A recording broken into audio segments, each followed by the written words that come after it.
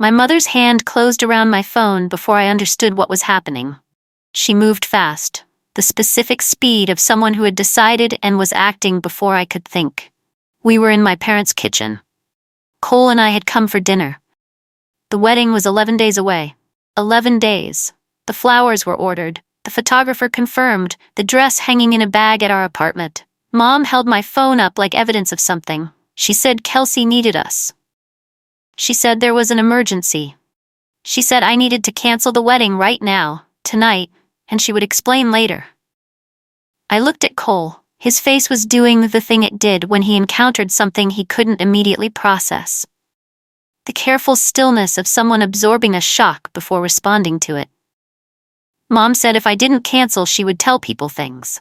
She said it without specifying what things.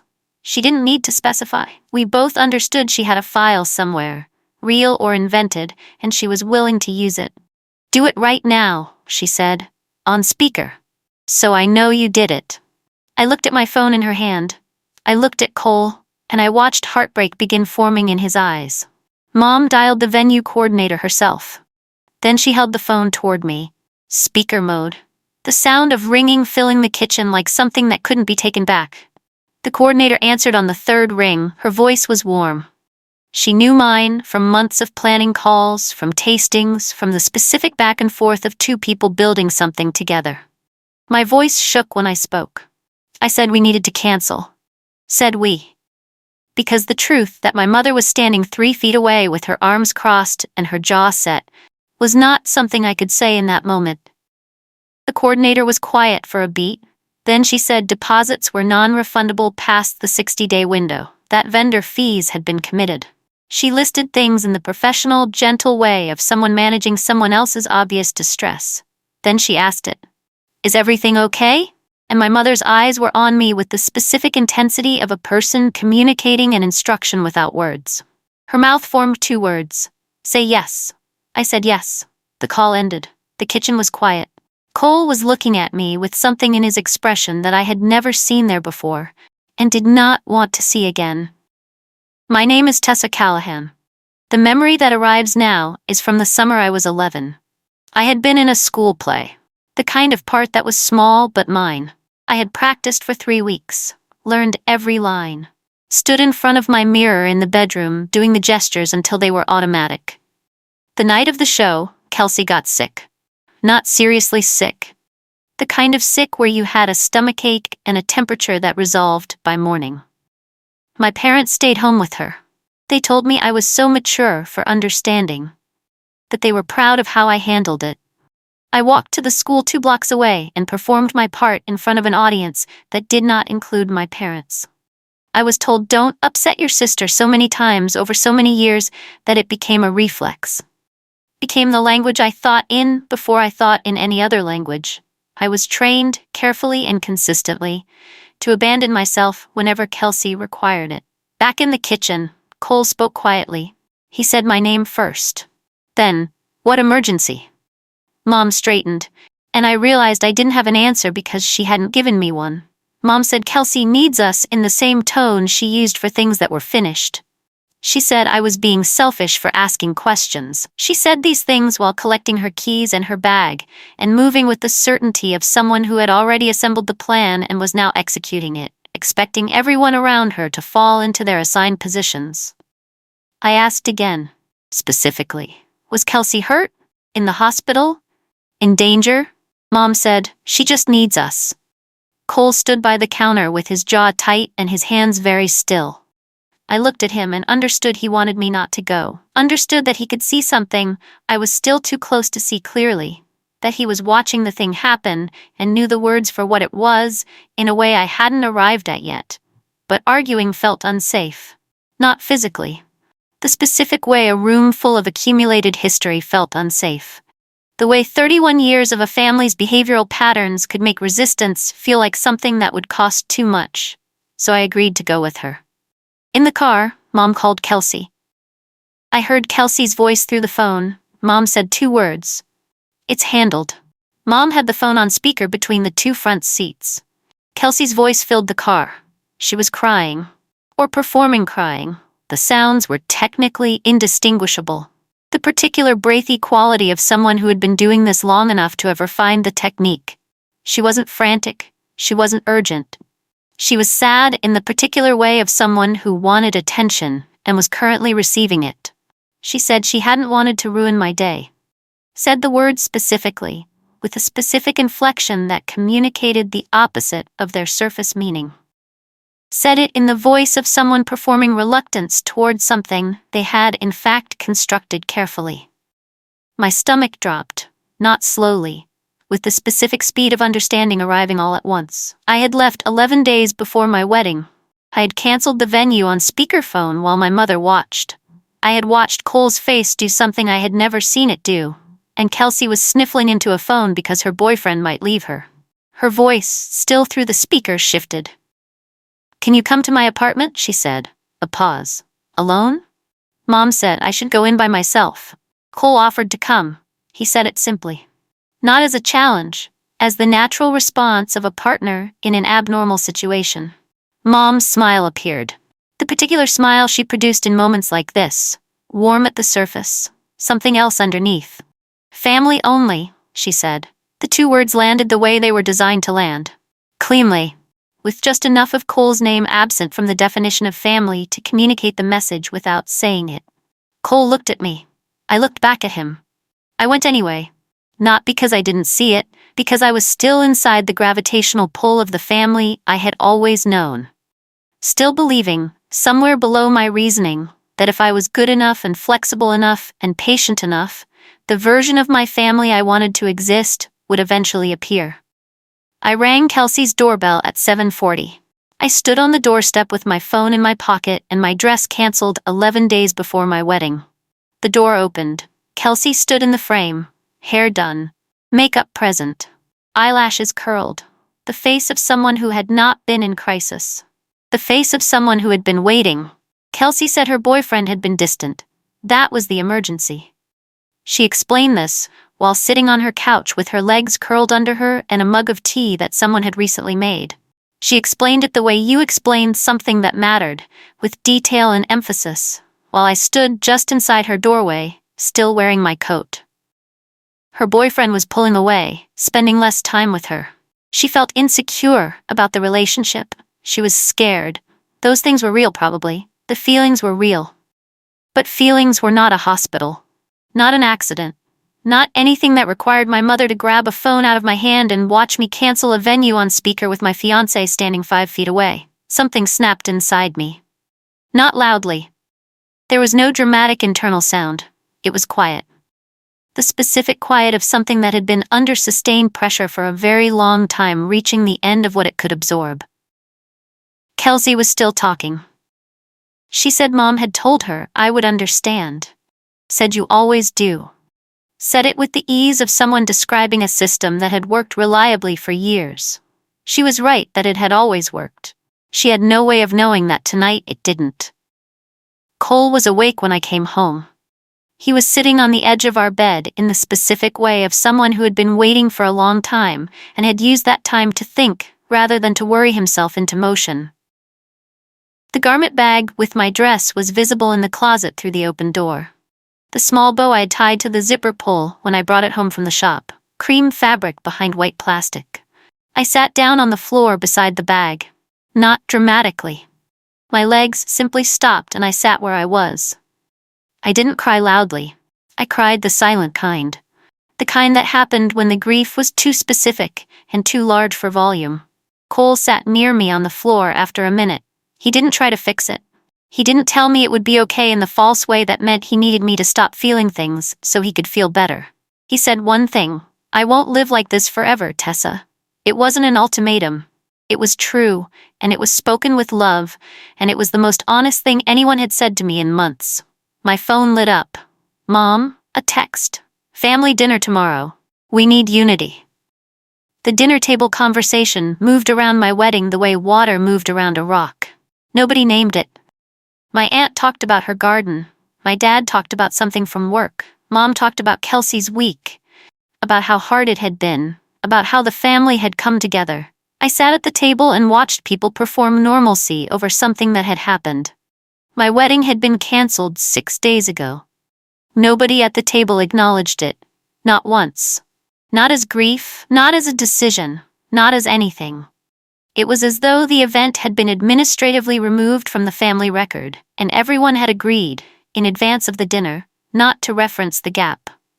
I had been briefed out of the family's official story. Aunt Wren was the one who finally said something. She looked at me with her head tilted slightly. "It's probably for the best, Tessa," she said. "You do rush into things." She said it gently, with the warmth of someone offering comfort, which meant Mom had reached her first. Had reached all of them first. The story had been distributed before the dinner. Everyone at the table was sitting inside a version of events I had not agreed to and had not been told was being constructed. I asked Mom after dinner what she had told everyone. We were in the kitchen. The others were in the living room. She was running water over dishes, with the efficient movements of someone who preferred tasks to conversations that required accountability. She said she had protected me. I asked what that meant specifically. She said people didn't need to know the details. She said the family needed to move forward. She said these things without looking up from the sink. Protected me. From what? From the truth that she had grabbed my phone and forced me to cancel my wedding while she watched? From the truth that her emergency had been Kelsey's boyfriend situation? Cole appeared in the kitchen doorway. He had been in the living room, but he had heard enough of our exchange to understand the shape of it. He looked at Mom steadily. He said he would like to see the cancellation emails. He said it politely, with the tone of someone making a reasonable request they intended to keep making until it was answered. Mom looked at him for the first time that evening. Her expression was the expression she used for things that had become inconvenient. I opened my email at the kitchen table while Cole sat beside me. The cancellation confirmation from the venue was at the top. Non-refundable deposit. The amount in black text. Below it, the florist's cancellation response. Their policy was similar. A percentage of the total retained. The photographer had been more flexible, but there was still a processing fee. The caterer had been the hardest call. Cole had made that one himself the morning after the kitchen because I hadn't been able to do it. Their response was the largest penalty of all. I added the numbers. My hands were shaking by the time I reached the total. We had lost thousands of dollars. Money we had saved specifically. Money Cole had been setting aside for a year. Money I had contributed from the fund I built after I started saying no to the small requests that used to bleed my account dry. I showed Mom the total. She looked at the screen. Then she said something that I have carried since. She said, "Consider it your contribution to family peace." Said it simply, without apparent awareness of what it meant that she had used our savings to purchase an outcome she had decided was appropriate. The warning came 3 days later. Mom called it a conversation. Sat me down in her living room. Used the voice she used when she was communicating something she wanted me to receive as care. She said I shouldn't talk to people outside the family about what had happened. She said family business was private. She said people would form opinions. Then she said the thing she had been building toward. "People will believe me over you, Tessa. I've been in this community for 35 years. She said it plainly. The way you stated a fact. She was telling me that she had credibility and I had less of it, and that this was a resource she was willing to use. I nodded. I said I understood. I did not argue. Instead, I went home and opened my phone and began doing what I should have started doing the night of the kitchen. Every text from that week, the cancellation emails, the call log, the dinner conversation the way I remembered it, written out and time-stamped in a notes document. The precise words Mom had used about contribution to family peace. Screenshot. Save. Email to myself. 1 folder. Documentation. Growing quietly. My phone buzzed. Kelsey had posted a photo. Caption, "Grateful for my family showing up for me." Cole sat across from me at our kitchen table. He had been patient in a way that required its own kind of courage. Had watched me navigate my family's aftermath without telling me how to feel or what to decide. Had shown up consistently while something in his eyes showed the toll of it. He said we needed boundaries. I felt my chest tighten with the particular fear that lived at the center of everything. The fear that held me in the family pattern, even when I could see clearly what the pattern was doing. The fear of losing him. The fear of standing up to my mother. Both fears living at the same address inside me. Cole saw my face. He said, "I'm not leaving you, Tessa. I'm leaving the chaos." He said it with the specific patience of someone drawing a line they had thought carefully about and were drawing from love rather than frustration. Then he said counseling. Just the word, gently, as a suggestion. I said yes. I meant it. 3 days later he mentioned it again, quietly, and I knew from his expression that something had happened I wasn't aware of. "Your mother heard about it," he said. Mom called Cole on a Tuesday afternoon. He told me about it that evening at the kitchen table. He told me all of it without softening it, because we had agreed to tell each other the full version of things. She had cried. He said she was proficient at it. The specific crying that sounded like pain but functioned like strategy.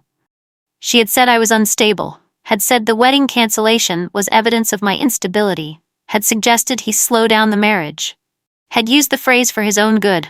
Cole had not agreed. He had also, immediately after the call ended, written down everything she said. Date, time, her exact language. He had time-stamped the notes, had saved them to his own documentation folder. I looked at him across the table. He said, "Your mom is trying to break us." Not accusation. Observation. The calm assessment of someone who had watched a pattern long enough to name it. I thought about the list of things my mother had done since the kitchen. The call to the venue, the family dinner, the warning about her credibility. Now this. She wasn't trying to fix something. She was trying to maintain something.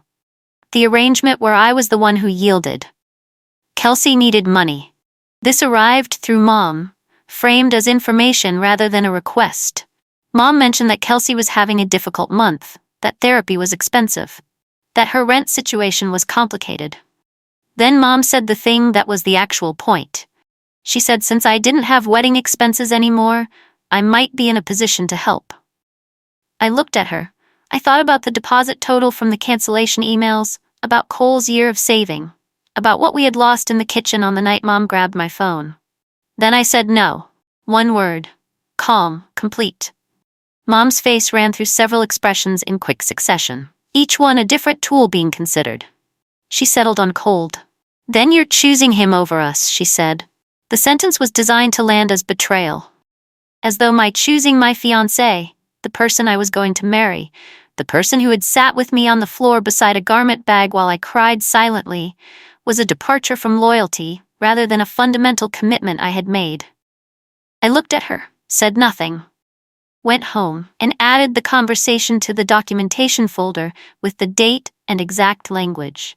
The group chat messages started the following Thursday. Relatives I had not spoken to in months. An aunt? A cousin? Someone I vaguely remembered from a wedding 12 years ago who had somehow remained in the family thread. Each message was a variation on the same theme. Why was I hurting my sister? Did I understand what my mother was going through?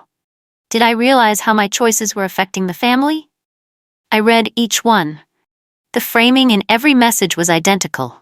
Not the same words, the same structure. The specific shape of a narrative that had been given to people in advance and that they were now expressing in their own language. The fingerprints of a single source distributed through many voices. Mom had been working. I had been building a folder. She had been building a coalition. Then a message arrived not in the group chat but directly to me, from my cousin Phoebe. I read it, then I read it again. It was clearly not meant for me. "We need to keep Tessa in line," it said. "Tell me if she says anything." Phoebe had sent it to the wrong person, my name in someone else's thread. Being managed, being coordinated, I screenshotted immediately. I stared at those 6 words longer than I should have. Keep Tessa in line. Not help Tessa. Not support Tessa. Not even simply update me about Tessa. Keep her in line. The language of someone who saw another person not as a human being with a life, and a grief, and a canceled wedding, and a fiancé sitting on a floor beside a garment bag, but as a situation that required management. I was the situation. I had been the situation for 31 years without fully understanding that this was how I was categorized. Phoebe sent a follow-up message 3 minutes later saying she had sent that to the wrong person and asking me to ignore it.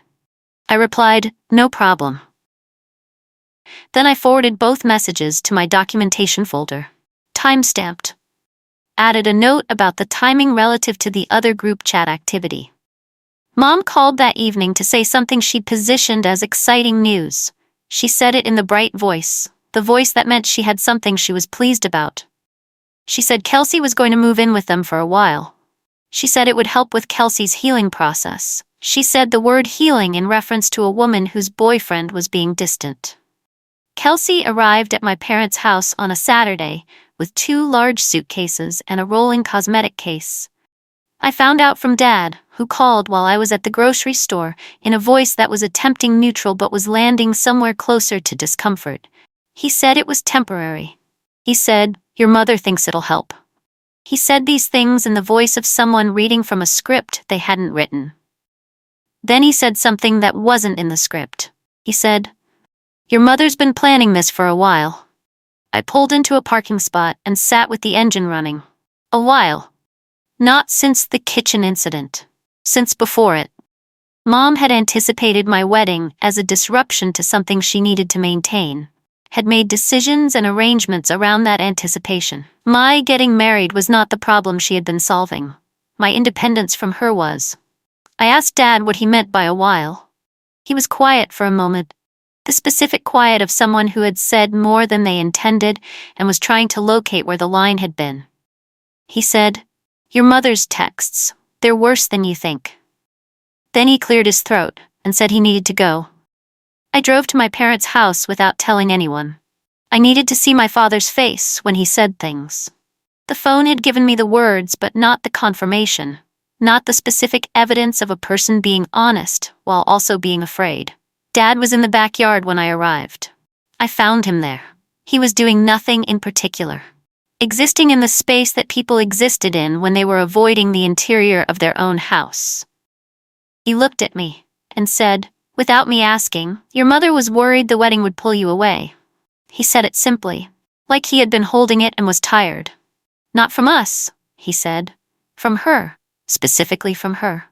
I stood in the backyard looking at my father. The whole sequence rearranged itself. The emergency that wasn't, the kitchen, the speakerphone, the dinner table where no one said wedding, the warning about credibility. The request that I contribute financially to a sister whose emergency had been her boyfriend's emotional distance. It had never been about Kelsey. It had been about the one thing Mom had always controlled. Me. Her texts, I said. "You said they were worse." Dad looked at the fence. "She thinks I haven't seen them," he said. "I was at my parents' kitchen on a Tuesday. Dad had asked me to come. He didn't say why. He said it quietly on the phone like someone asking for something they needed, but couldn't fully articulate. I arrived at noon. Dad was in the living room. Mom was in the kitchen with her phone. I came in through the back and she didn't hear me immediately. She was texting with the focused attention of someone composing something they were invested in. I heard my name, not said aloud. The specific way you heard your name in a space, the recognition of it through the rhythm of a conversation I was adjacent to rather than in. I heard ungrateful, I heard dramatic, I heard needs consequences. Then Mom looked up. Her expression shifted completely. The closing of a window. She said, "Why are you lurking?" I did not explain that I had come in through the back door the same way I had been coming in through the back door since I was 14. That this was not lurking. That standing in a kitchen I had spent my childhood in was not surveillance. I went home, I sat at my own table, and wrote down exactly what I had heard, exact words, time, location, the direction she was facing, whose name was visible at the top of the screen before she closed it. Mom called on a Friday evening. She said she wanted to resolve things. She said this in the warm voice, the reasonable voice. Said she had been thinking about how to move forward. Then she said what she actually wanted. She said I needed to tell people the wedding had been canceled because I wasn't ready. That I had felt overwhelmed by the planning and had made the decision myself. She wanted my signature on her story.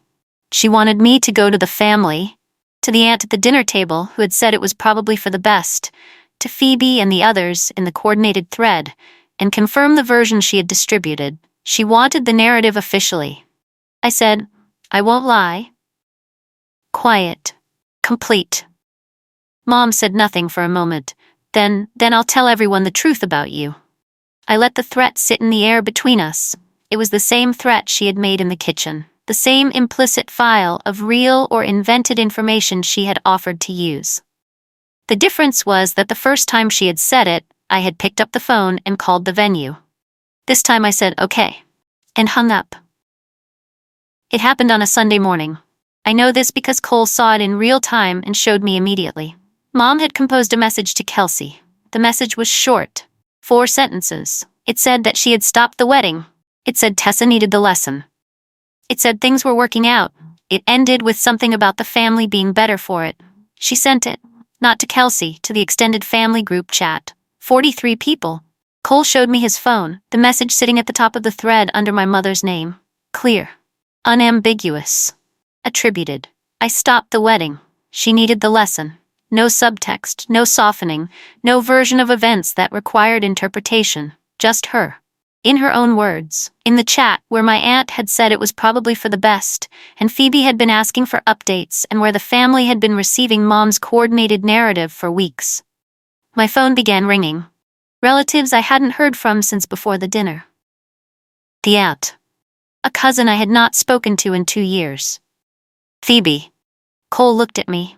I looked at the message on his screen, and felt something I had not felt in a very long time. The responses came in fast. Within 4 minutes, the group chat was moving in a direction I had not seen it move before. An uncle I had not heard from in months typed, "You did what?"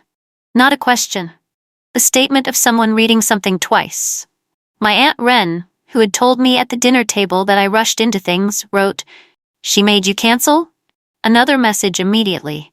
"That's cruel." The word cruel sitting in the group chat under my aunt's name. Phoebe, who had asked to keep me in line, sent a string of question marks. Someone I didn't recognize from the full contact list asked Mom directly to explain. Mom's name appeared at the top of the thread, showing she was typing. Then, the typing indicator disappeared. Appeared again. Disappeared. The room she had been controlling for months was no longer controllable. The 43 people she had been managing individually, feeding separate pieces of the approved story, were now in one conversation reading her words in her handwriting, with her name attached. She could not reach them all at once. She could not redirect 43 simultaneous reactions. My phone rang. Mom. Her voice when I answered was not the warm voice. Not the weapon-soft voice. It was the voice of panic. I did not say much on the call. I didn't need to. Mom tried to explain the text. She said it had been taken out of context. She said Kelsey was supposed to have received it privately. She said the word lesson had been poorly chosen. The message was still in the group chat with her name on it. Over the next 2 days, I watched the receipts stack in conversations I was told about, rather than witnessed directly. My cousin Felix called to say he'd seen the cancellation emails Mom had forwarded to someone who had then forwarded them to him. He said he hadn't understood what he was looking at until the group chat text. Kelsey called Mom. I know because Dad told me. He said Kelsey had panicked and told people Mom had orchestrated the whole thing. That the emergency had been her idea. That she hadn't fully understood what would happen. The alliance had cracked. Mom tried to contain it. I know because the effort of containment was visible in the second wave messages that started arriving. More careful, more strategic. But the first wave had already moved. And then my father said it. At the dinner table that nobody had planned. Just the 3 of them. He said, "This is wrong." Dad, who had been standing near the doorway in the kitchen that night, who had been in the backyard being tired, he said it out loud, and it landed like something that had been held for a long time. Mom went very still. I told them both calmly, "You don't get access to me anymore." I did not reschedule the wedding out of anger. That mattered to me. Rebuilding from spite was still building around my mother. I didn't want to organize my life around her in either direction. Cole and I went to counseling in October. Twice a month. The sessions had the specific quality of rooms where honesty was the only available language, because everything else had been tried already. We talked about the kitchen, about what I had been trained to do and what I wanted to do instead, about the difference between the family I had been born into and the family I was choosing. By January, we had a plan. Small ceremony. 14 people, the ones who had shown up in the months since the group chat message without being asked to take sides, who had called to say they were sorry this had happened, who had not required me to perform wellness for their comfort. We married on a Saturday in March. Cole cried when he saw my dress. The dress, the one from the garment bag, the one I had kept hanging in the closet through all of it, because getting rid of it would have been a concession I wasn't willing to make. My mother did not contact me again. Her last attempt to manage the narrative had made her publicly accountable, in her own words, in her own handwriting, to 43 people simultaneously. She canceled my wedding to keep me small. So I built a life she can't reach.